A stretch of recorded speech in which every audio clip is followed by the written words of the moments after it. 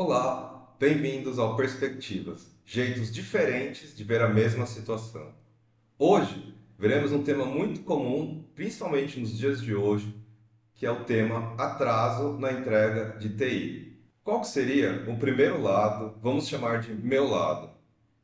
Eu sou programador sênior e faço parte de uma empresa que presta serviços de TI para uma multinacional do setor de varejo. Eu faço parte do time de aplicativo B2C deste cliente multinacional da empresa de outsourcing de TI que eu trabalho. Nesta empresa cliente nossa, somos 3 programadores e eu sou o mais sênior do time.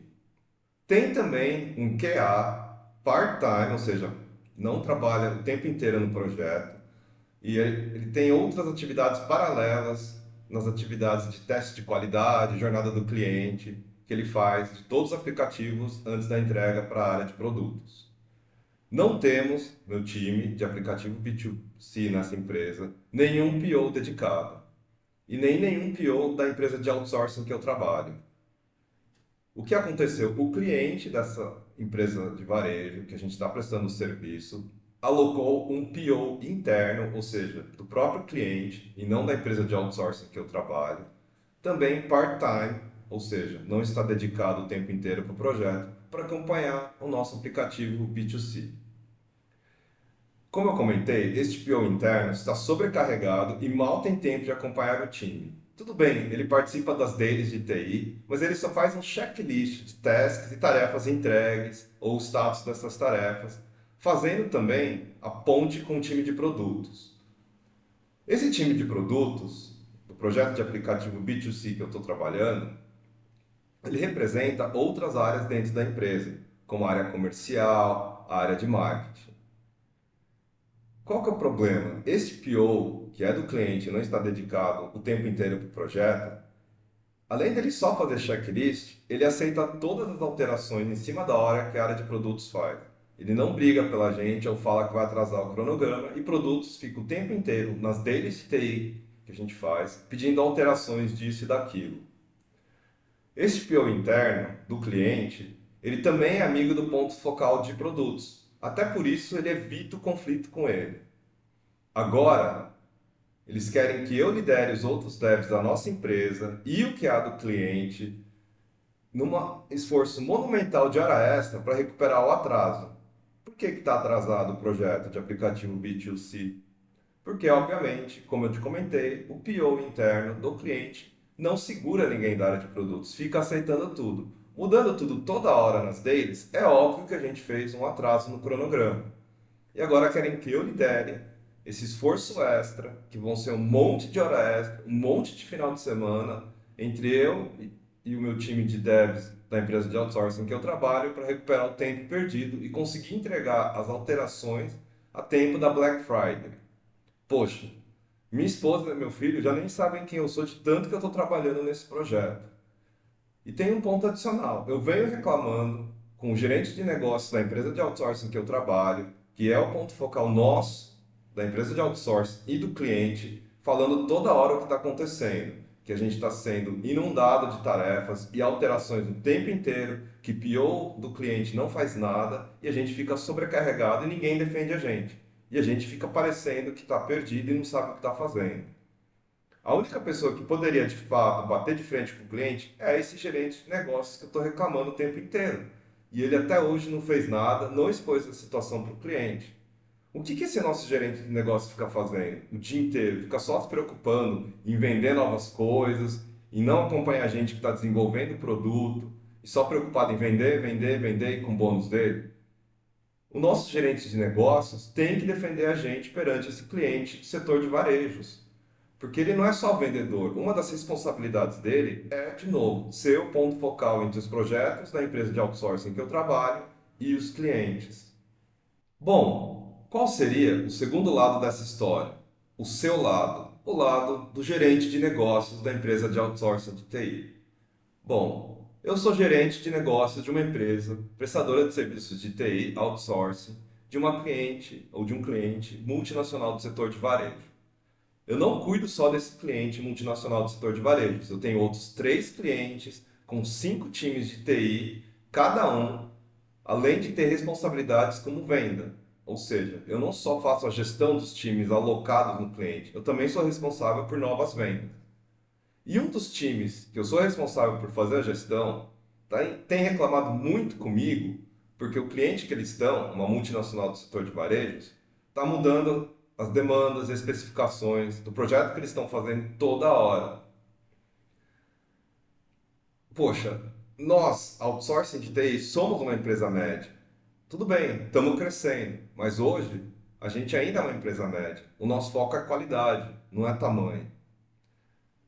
Eu tive que ajoelhar no milho para este cliente multinacional do setor de varejos para continuar lá. Por quê? Porque este cliente está começando a consolidar os fornecedores de outsourcing de TI e não ter muitos fornecedores e poucos e grandes. Eu vou 3 vezes por semana nesse cliente, ajoelhando no milho de novo, fico dando atenção, ouvindo o que ele está falando e, claro, preparando o terreno não só para manter o time, mas também para crescer lá dentro. Depois de muita insistência, de novo, o cliente está num processo de consolidar fornecedores de outsourcing de TI, a gente se manteve lá, apesar de sermos médios. Além disso, este cliente, além de estar consolidando, ele também está com uma restrição de orçamento e ele não tem como contratar um PO nosso para acompanhar o meu time que está lá desenvolvendo o aplicativo B2C. Ele se comprometeu a colocar um PO deles. E eu sei que o meu time que está lá está reclamando desse PO, que ele não está fazendo o trabalho dele.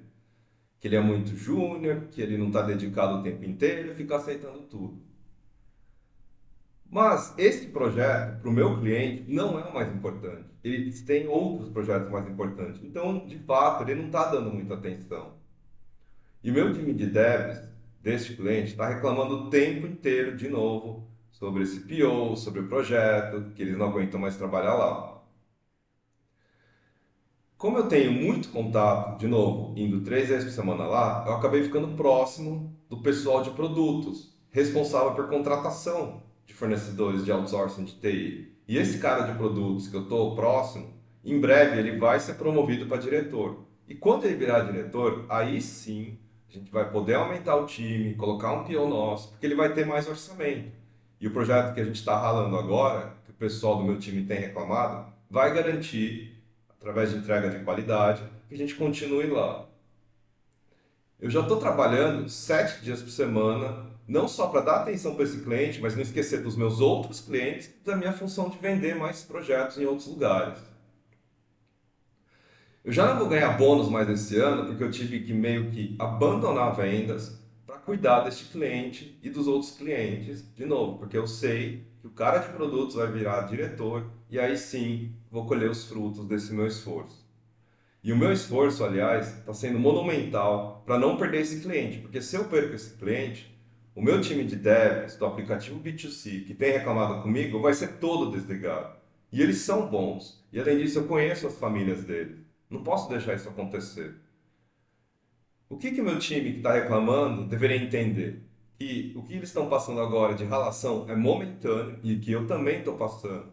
E que no fundo é um investimento nosso para no médio prazo a gente conseguir contratar mais gente e ter uma vida um pouco mais tranquila. Eu estou me matando, meu chefe está se matando e o nosso time de devs não pode se matar? Por que eles pensam que só eles vão ficar no bem bom e eu e meu chefe estamos lá cuidando do cliente, indo lá, abrindo mão de vendas, abrindo mão de bônus para manter esse cliente, o emprego dessas pessoas que estão reclamando comigo? Poxa, eles não sabem que eu estou abrindo mão de tudo isso, engolindo muito sapo, ajoelhando muito no milho, apenas para manter o emprego deles lá, claro, crescer no médio prazo. Bom, a gente ouviu o que a gente chamou de meu lado, que é do desenvolvedor que está reclamando, o segundo lado, seu lado, que é do gerente de negócios dessa empresa de outsourcing, que representa o desenvolvedor perante o cliente, e agora vamos ouvir o terceiro lado, que vamos chamar de verdade. O time da empresa, prestadora de serviços de TI, o outsourcing de TI, tanto o gerente de negócios, que faz a ponte entre o cliente e outsourcing de TI, quanto os desenvolvedores que estão fazendo o dia a dia, trabalhando no aplicativo B2C, deveriam sentar à mesa, sem nenhum ego, sem nenhum joguinho, sem nenhum interesse pessoal e de fato expor e conversar abertamente sobre o tema. Todos, no mundo ideal e nesse terceiro lado da verdade, deveriam ter a maturidade de discutir a situação desse cliente e deixar claro que é um investimento que está todo mundo fazendo e acreditar que de fato está todo mundo fazendo esse investimento de tempo, de se matar um mês, 2 meses, para um futuro de 24 meses melhor. E está todo mundo abrindo mão de muita coisa no curto prazo para no médio prazo ter uma vida melhor. Ao invés disso, fica todo mundo imaginando, tanto o gerente de negócios quanto o time de desenvolvedores, que um só olha para o próprio umbigo, que ninguém está olhando para o outro, e que cada um só está pensando em si próprio, o que está causando uma insatisfação geral nessa empresa de outsourcing de TI. Agora, os donos e chefes dessa empresa de outsourcing de TI, eles deveriam de fato serem líderes e não somente chefes e olhar essa situação na lupa e chamar os dois times e colocar todo mundo para conversar abertamente, sem joguinhos, sem interesse, sem agenda oculta e não ficar tapando o sol com a peneira e esperando e cobrando todo mundo, tanto o gerente de negócio quanto o time de devs, para que venda mais, tenha melhor relacionamento e entrega melhor. Então a gente viu que existe um terceiro lado, em que não é só reclamação e insatisfação do desenvolvedor, não é só insatisfação e reclamação do gerente de negócios, mas sim um terceiro lado em que não estamos defendendo o lado de ninguém, mas estamos tentando ver os dois lados de uma forma transparente, sincera e idônea. Pense nisso, se no dia a dia você também passa por situações assim, onde você só enxerga o seu lado e fica reclamando dos outros. Lembre-se, sempre tem mais de um lado. Bom, hoje vimos que para toda história podem existir mais do que três lados. Nós trouxemos exemplos fictícios de três lados para a mesma história: o meu lado, o seu lado e a verdade. Pense nisso toda vez que você estiver enfrentando uma situação que envolve outras pessoas. Não é só o seu lado, não é só o lado da pessoa. Sempre vai existir um terceiro lado, desprovido de interesse pessoal e ego, que pode ou não ser a verdade. São apenas exemplos. Espero que você tenha sido ajudado a pensar melhor sobre a vida.